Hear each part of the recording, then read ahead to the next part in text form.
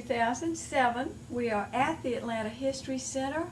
We are doing a Veterans History Project interview with Mr. Ralph Eden Kirby. Mr. Kirby, thank you so much for coming today to the Atlanta History Center. Thank you. I am Frances Westbrook, a volunteer on the Veterans Project, and we will be conducting one of our interviews with Mr. Kirby. And Mr. Kirby, please give me your place of birth and your birth date. I was born in Portsmouth, Virginia on July 18, 1921. And how long did you live there? I lived there until 1938 when I was about 17 years old and came to Atlanta to attend Emory University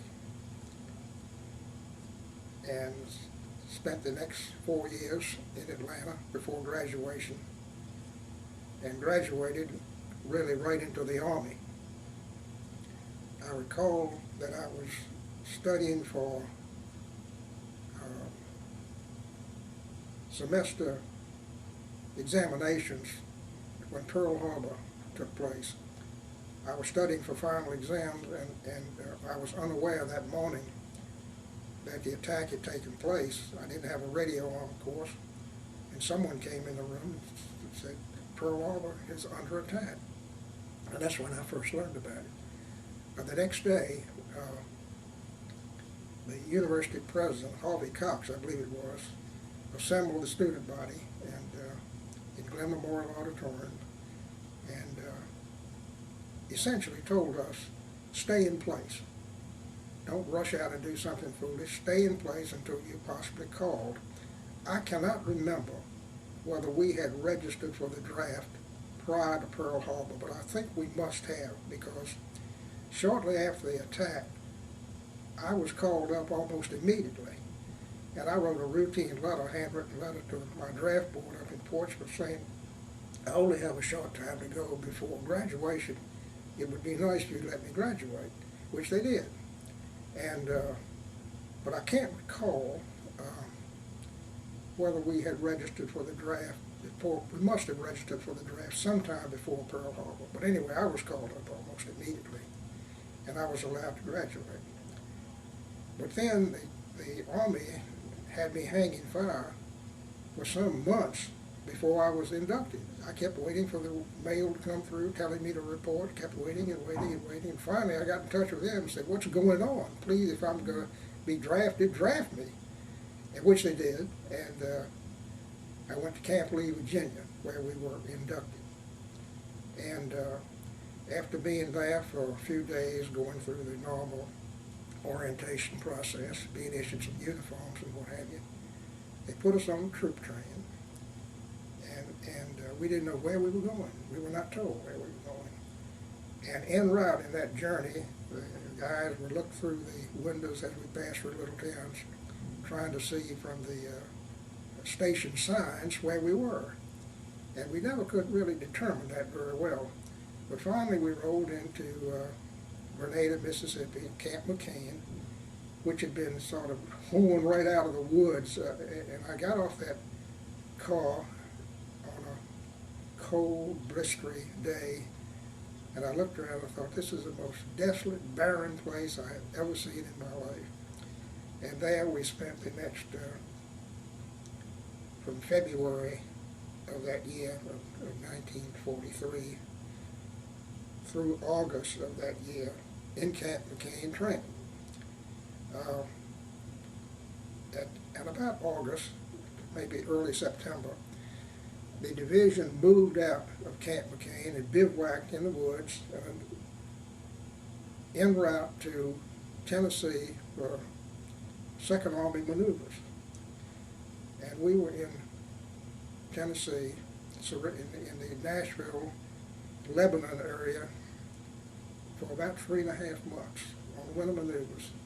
And I don't know where any of us survived. It was bitterly cold weather. We did not have a roof over our heads for 3.5 months, sleeping on the ground every month. I don't know how people survived that. It was horrible. But we did. We were hardened and prepared for something later, because the division which went through that terrible winter in Tennessee, ended up in Europe as part of General Patton's Third Army, and was caught up in the Battle of the Bulge in some of the most terrible weather that almost existed. Worst winter in Europe in 50 years, I think I read somewhere. So the division had sort of been hardened to those kind of circumstances. And but before that happened, I'm trying to keep this in sequence. In August of 1944, I was sent to officer candidate school at Fort Benning, and the division went overseas, I think, in September or October. And as I say, got caught up in the Battle of the Bulge and had about 50% casualties. I'm sure I would not be sitting here today if I had been going overseas with the division. I graduated from officer candidate school, I think it was in mid-February 1945, at about the time of the Battle of the Bulge. It was a strange set of circumstances. There was such a demand or need for second lieutenants because of the Battle of the Bulge that, as I remember it, they were graduating about 3 classes of second lieutenants every 2 days. And those classes, before my class graduated, were given no leave at all. They were sent right to the port of embarkation, usually up in New Jersey, Camp Kilmer, I believe it was, and right overseas. They got to my class, we all got leave.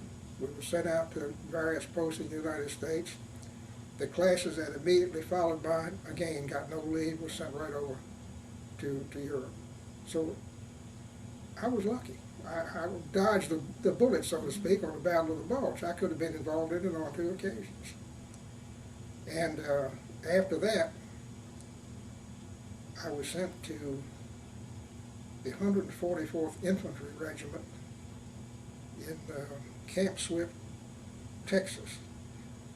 And we were training new recruits. We were there only a few weeks, really, before I was transferred to the 59th Infantry Regiment in Camp Shelby, Mississippi. And again, training new infantry recruits. That facility was closed down after a few weeks, and I was sent to Camp Roberts, California. Again, an infantry replacement training center, training troops. I was there only a few days before I was on orders to go overseas. And we were at a Camp Adair, Oregon, I believe it was, where we were being prepped for overseas duty when they dropped the atomic bomb. So I'll always forget, we went into the little town of, I can't remember the name of the town, Salem, Oregon, I believe it was, and the civilians were jumping up and down all over the place because happy that the atomic bomb had ended the war, and all the military people standing around looking at them. and I went overseas from that point on a ship, the SS Leonard Wood, oddly enough named after an old Army general. This was a Coast Guard vessel. And it took 26 days to go across the Pacific. We zigzagged much of the time, even though the war essentially was over. There was still some fear that there were submarines out there lurking around, and I guess about halfway across the Pacific, they finally turned on the lights, feeling that there was no further fear of submarines, and we landed at a place called Batangas, about 70 miles south of Manila, and they put us ashore there. We went ashore just like we actually going into combat, crawling down cargo nets over the side of the ship, which I didn't know was necessary, but I guess there was no other way to get us off the ship. And while there, I was assigned to base headquarters as assistant to the base public relations officer. And then later, I was assigned as assistant to the base executive officer, which in essence, I was just a military flunky, really, just to do what he wanted done. And so I was overseas about, let's see, from September through June of that year until July of the next year. So that was what, about 6 to 8 months, no, almost a year. And in July or June, I was put on a ship and sent back to San Francisco to be ushered out of the Army. And I always recall, then they put us on a troop train. It took about 7 days to cross the country because our troop train was always shunted to one side when there was more important traffic going through. And I remember we arrived at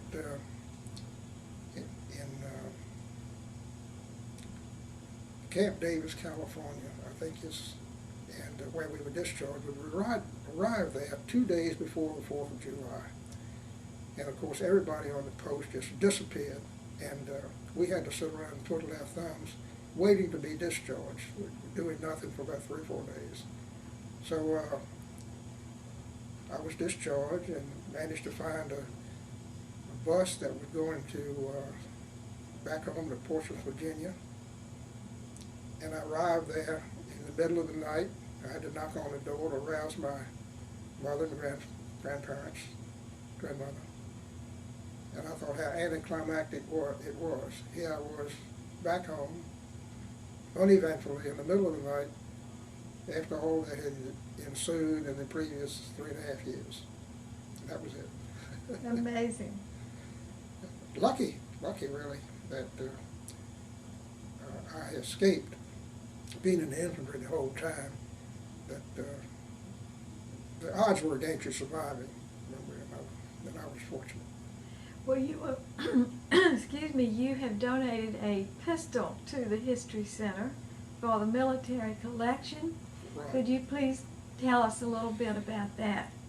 At the close, after the war was over, the sub-base R at Batangas in the Philippines was a gigantic warehouse for all kinds of war materials to support the attack or the invasion of Japan, had that been necessary. So the Army began to dispose of a lot of the surplus equipment. You could buy it, and the Filipinos were buying this stuff in droves. And I'm a little hazy on this, but I think there was a Filipino who had gotten his hands on this weapon. How he did it, I don't know. He may have bought it or stolen it, I don't know. But he wanted to get rid of it. And I bought it from him. And I'm a little hazy on that because I had a proper, what they call a property issue slip. I had a proper documentation on it. But I can't remember. I think that's how I got this weapon. Anyway, I brought it home, and I don't know why I wanted it, except it was a kind of a historic weapon. And through the years, I hid it away in my attic or in my basement, and just to keep it away from children and my grandchildren. And finally, when we recently moved into a retirement home, I knew I had to dispose of this weapon, and I contacted the History Center and was most gratified that they would take it. Well, So we are very grateful. that was the background of that. The weapon itself, I don't know what kind of service it saw, I don't know. But I think I had bought it from a Filipino who in turn had bought it from the Army. Mhm. And that's the track record on that particular weapon. Excellent. Do you remember when Roosevelt died? What I do kind of indeed. impression that made? I was in at Camp Shelby, Mississippi. It was in April when the word came down that he had passed away. And in those days, when the president died, anybody in the service had to wear a black armband for a certain length of time. Well, because they could not release people to just go searching for black ribbons, even if black ribbons had been available. They dispensed with that regulation, so we didn't have to do that. But I remember very well when the news came down of his death, how personally you took it. I mean, Roosevelt, I think, among service personnel, was a very popular president. But I know you took it very personally. He was greatly saddened by it. I remember that. And after that, we just went on with our training. Did you have an initial impression about Truman or feelings about this transition? Well, Truman was kind of an unknown at that time. I knew he was a senator, but I was not aware of anything much about him, except he was vice president, and I really had no particular feelings about it. Other than that, he just succeeded the president, and that was it. I had no particular feelings about it at all. Now, what about your family stateside? Did your family here do a victory garden, or did you communicate with them? Well, my mother had been widowed for many years, and my grandmother, who lived with us, had also she was widowed quite young. And I don't recall them, and my mother worked, and I don't recall them having any kind of victory garden or anything like that. I know one of the peculiar things, I'd always been bothered throughout my life with headaches. I was a headache person. Some people have colds, some people have headaches. And when I was overseas, my mother frequently sent me half a dozen packages of those little tins that Bayer aspirins came in, you know, if you remember those. Which back in those days you could probably buy for 15 cents a piece. And she was sending them, not realizing that I could have gotten all the aspirins I wanted. But that was regular. Every time I got a package from home, there was always this little stack of aspirins in there. In fact, I ended up giving aspirins out myself. You know. So you didn't have trouble with mail, receiving mail and sending mail? No, the mail, well, I better back up on that. The mail could be slow, and I know you might get a package of 15 or 20 letters at one time in that regard. And I don't know, I guess whether the mail came by ship or by plane, I just don't know. But it was very spasmodic. You would go for days without any mail, then you might get a dozen or so letters at one time, and which were always welcome, of course. And I remember, I always wrote to my grandmother, because I knew if I wrote to my mother, my grandmother would not have opened the mail until she got home. So I just wrote my grandmother as writing to both of them. And I'm afraid they were pretty dull letters. There was much I could have talked about over there, but I just didn't. I said, well, there's not much going on this week, and so that kind of letter, you know. And when I look back, I could have probably have written more about where I was and the people I was associated with, and particularly the natives, but I didn't do it. I wish I had now. Do you have memories of the natives, and what about the natives? The native was interesting. The Philippines, of course, was a Catholic country, and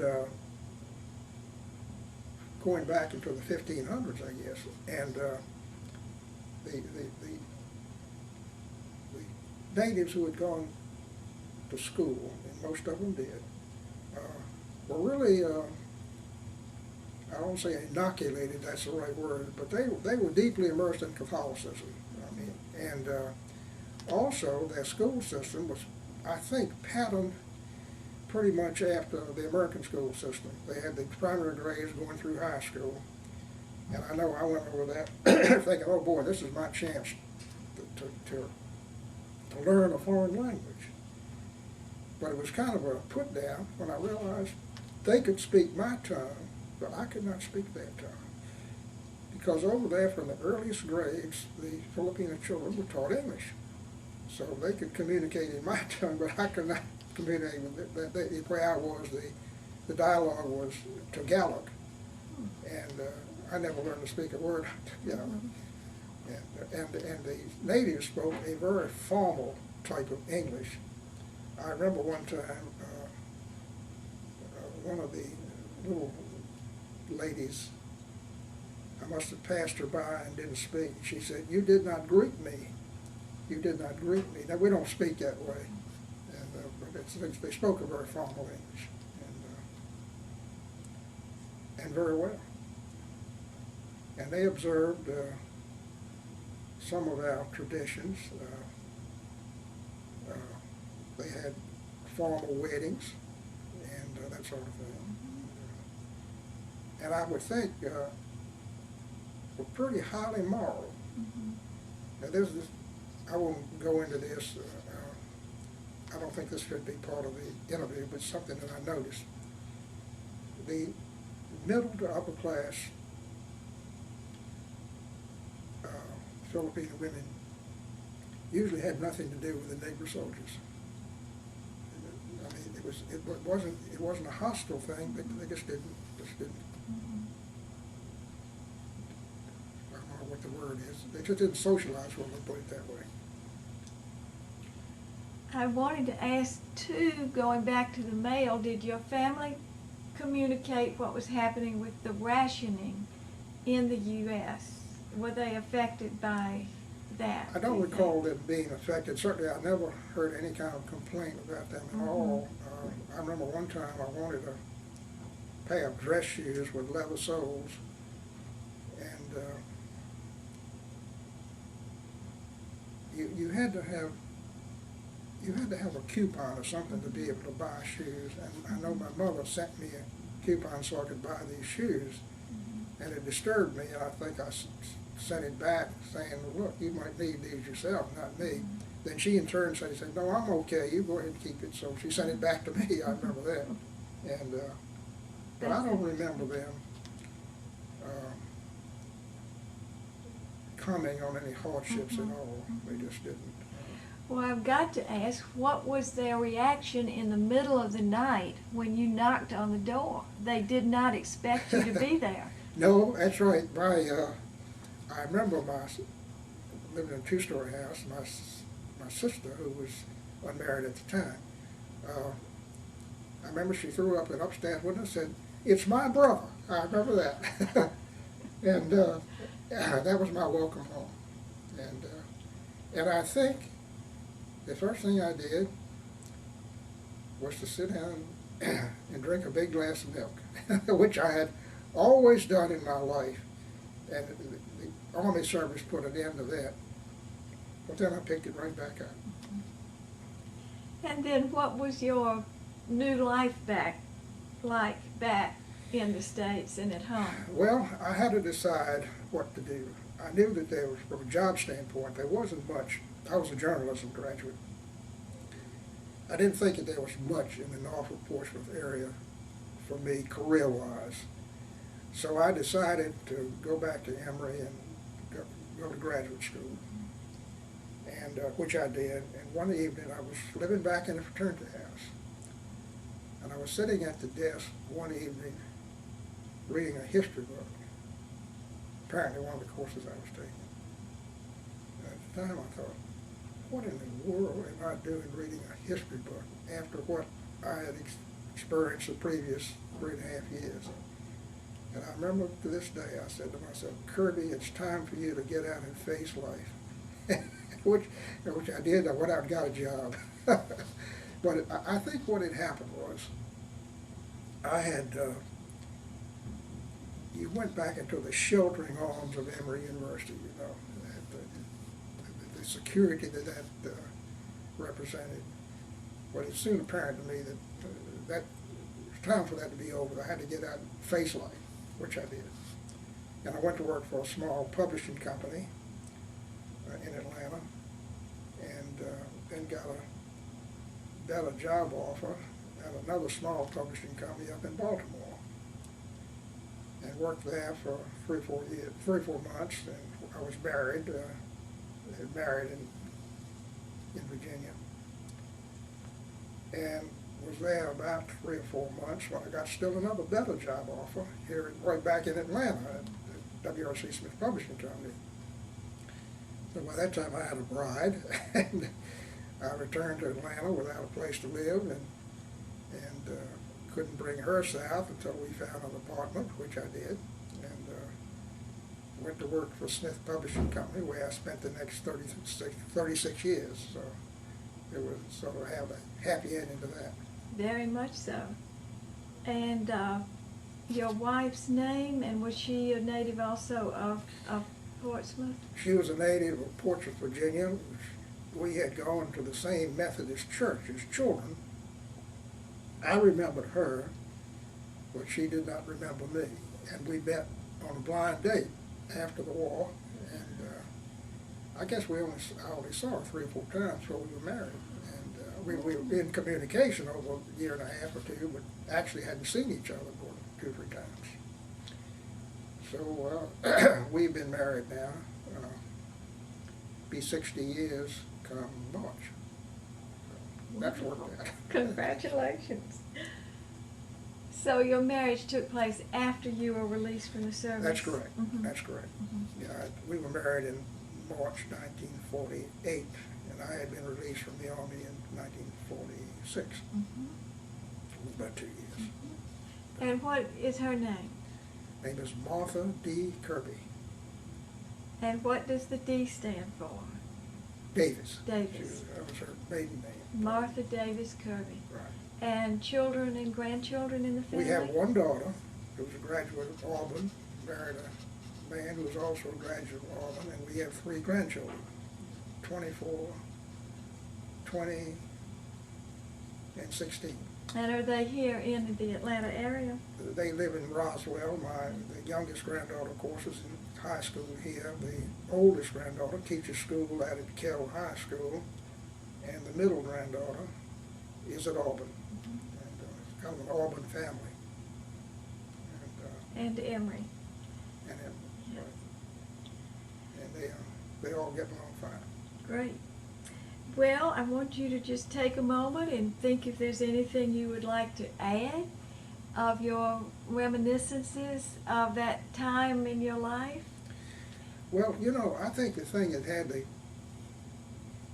biggest impression on me was the nearly 4 months we spent on winter maneuvers in Tennessee, which was absolutely the most brutal experience I've ever been through. I don't know how we survived. I really don't. It was brutal to the point of almost cruelty. But we had to, I can look back now and see why all this was necessary. We had to be hardened to this, not knowing what many of those people were going to face in the months ahead.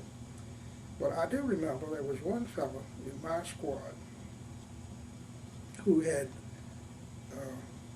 what is the thing, sinus. He suffered such severe sinus problems that his face would swell up and almost close his eyes, and he was in agony most of the time. And there was nothing to be done. He'd go to the dispensary, they'd give him a few aspirins, they'd send him back. And he just suffered like you wouldn't believe. But he almost couldn't see, his face swelled up so badly. And I do remember that. And I do remember that it was either raining or sleeting or snowing almost all the time. And one of these days, I want to find out. I have a couple of church friends who went to school at Vanderbilt. I want them to try to tell me what the mean temperature was around Nashville and Lebanon, Tennessee. I have no idea, but I always felt like it was at least below freezing. It just never let up. And I always remember, too, that anytime we had a long march, a long advance we had to make, I welcomed it because you could keep warm, just body movement. The other times when you were quiet, you could just freeze to death. There was no limit. One of my concerns was your feet would get so cold.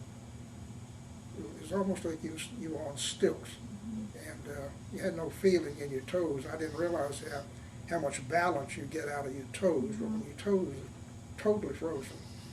And my concern was, my my goodness, my feet are going to freeze. I'm going to have to amputate my feet. Well, I never heard of anybody having their feet amputated up there, but I know it was a lot of misery. Mm-hmm.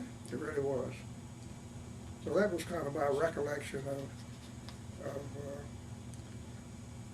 the maneuver time when you put on every ounce of clothing you could find.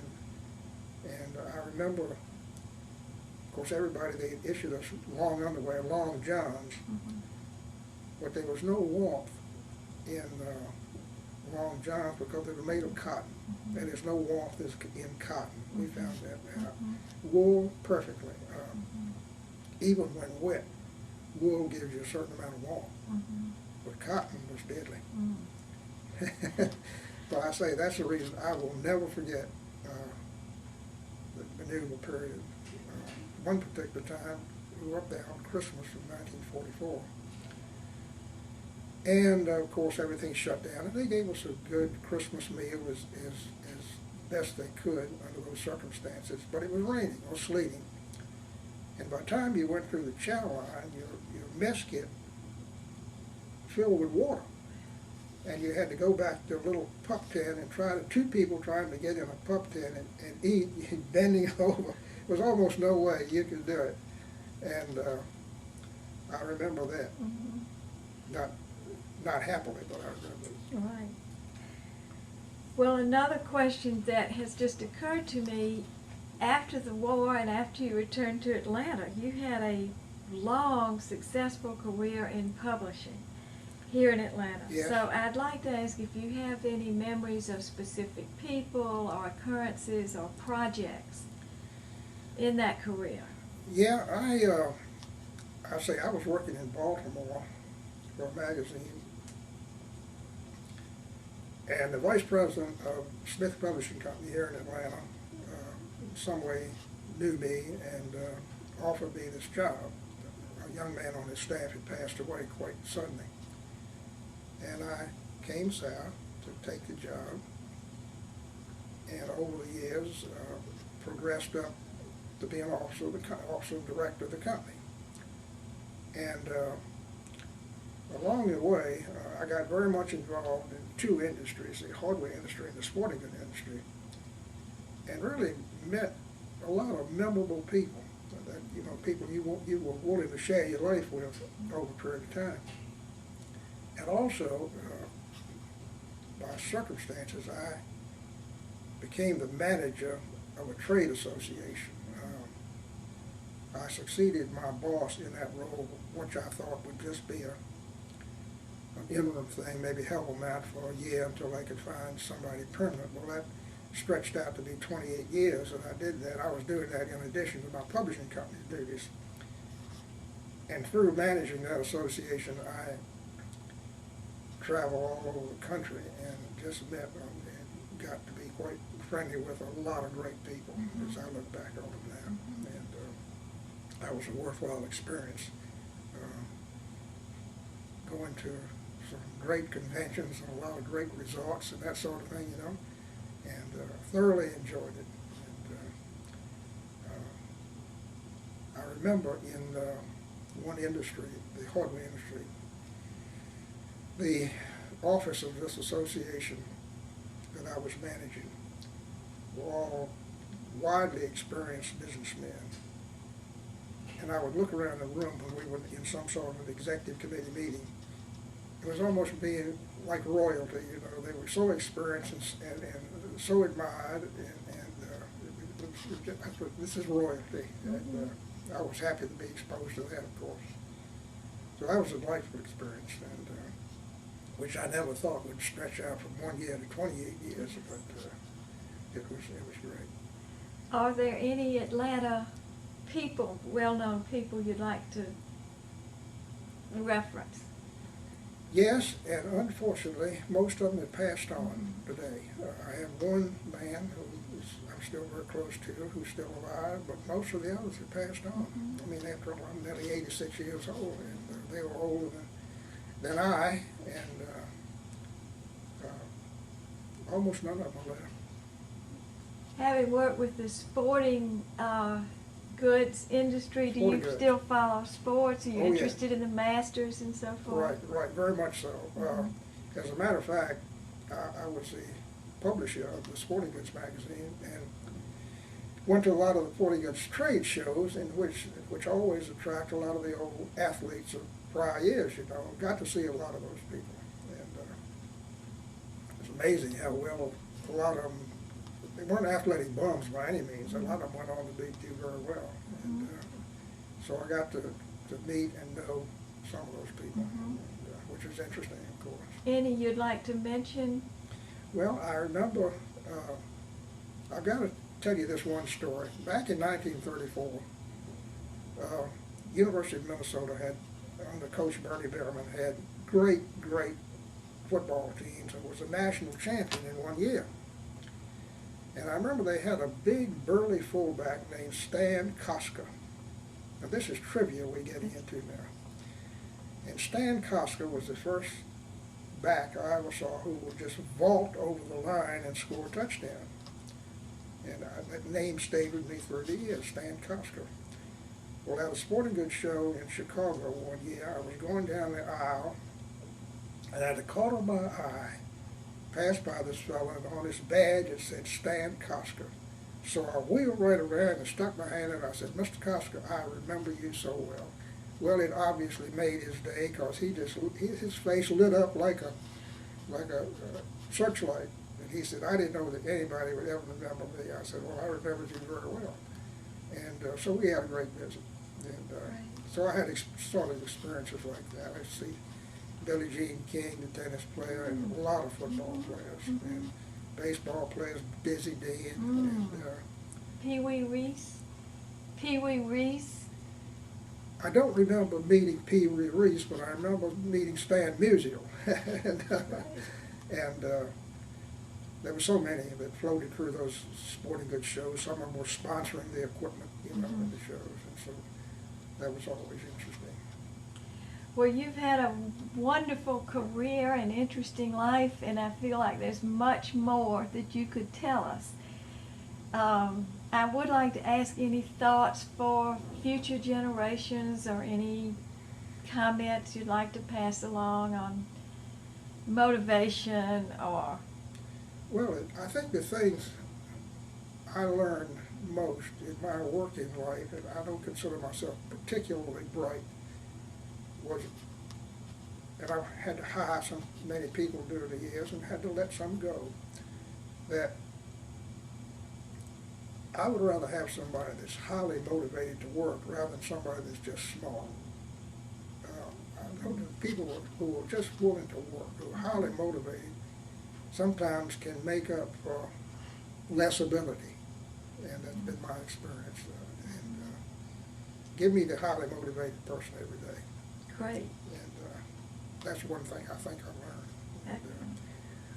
I can apply that to myself. I say I don't ever consider myself to be very bright, so I just had to work like heck to even it out.